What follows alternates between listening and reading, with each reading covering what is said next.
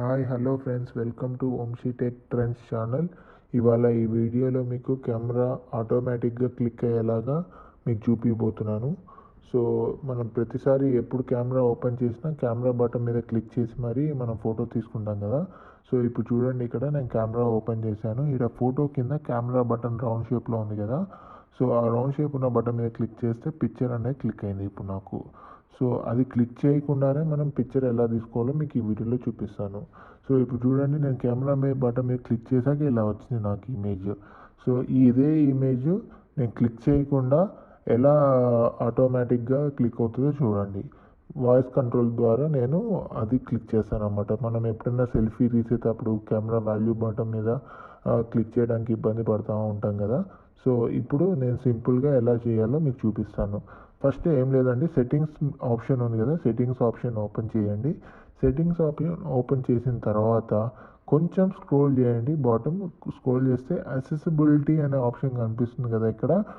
So accessibility option మీద click చేయండి. Accessibility option మీద క్లిక్ చేశాక మళ్ళీ కొంచెం వాయిస్ కంట్రోల్ అనే ఆప్షన్ ఉంటుంది. వాయిస్ కంట్రోల్ అనే ఆప్షన్ క్లిక్ చేయండి. ఇక్కడ పైన వాయిస్ కంట్రోల్ అనేది డిఫాల్ట్గా ఆఫ్ ఉంటుంది. ఫస్ట్ టైం యూజర్స్ అయితే అది ఆన్ చేసుకోండి. అక్కడ కింద కమాండ్స్ అనే ఆప్షన్ ఉంది కదా, కమాండ్స్ మీద క్లిక్ చేయండి. ఇవన్నీ డిఫాల్ట్ కమాండ్స్ అండి, యాపిల్ నుంచి ప్రొవైడ్ అయినవి.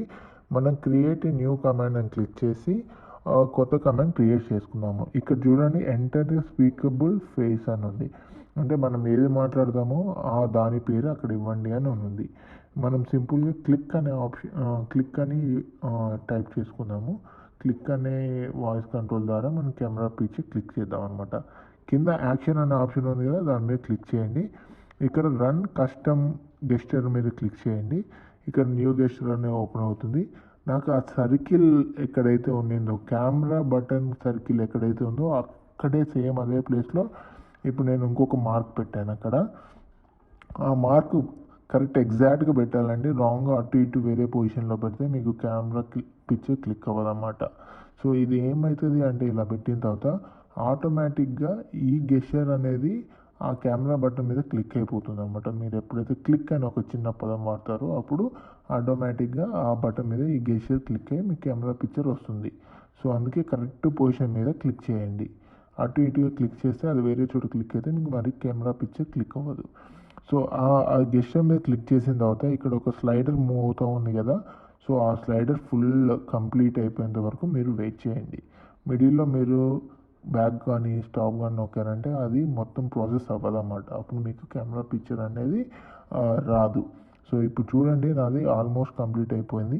సో మొత్తం కంప్లీట్ అయిపోయిందండి. ఇప్పుడు మొత్తం కంప్లీట్ అయిపోయాక పైన సేవ్ అని ఉంది, సేవ్ బటన్ మీద క్లిక్ చేయండి. సేవ్ మీద క్లిక్ చేసిన తర్వాత ఇక్కడ బ్యాక్ రండి. మళ్ళీ ఇక్కడ సేవ్ అని ఉంది కదా, సేవ్ క్లిక్ చేయండి. సేవ్ క్లిక్ చేసి ఇప్పుడు బ్యాక్ వచ్చేసేయండి. ఇంకా మొత్తం మన కస్టమ్ గెస్చర్ క్లిక్ అయిపోయినట్టు. ఇప్పుడు చూడండి, కెమెరా ఓపెన్ చేసేస్తున్నాను నేను. సో కెమెరా ఓపెన్ చేసి సింపుల్గా క్లిక్ చూసారా, ఇక్కడ గెస్చర్ వచ్చింది. సో పైన క్లిక్ అని వచ్చింది. సో అంతే అండి. ఇలా మీరు ఎన్ని పిక్చర్స్ కావాలంటే అన్ని పిక్చర్స్ తీసుకోవచ్చు వితౌట్ ప్రెసింగ్ ఎనీ బటన్ అన్నమాట. So thanks for watching this video. Please do like, share and subscribe.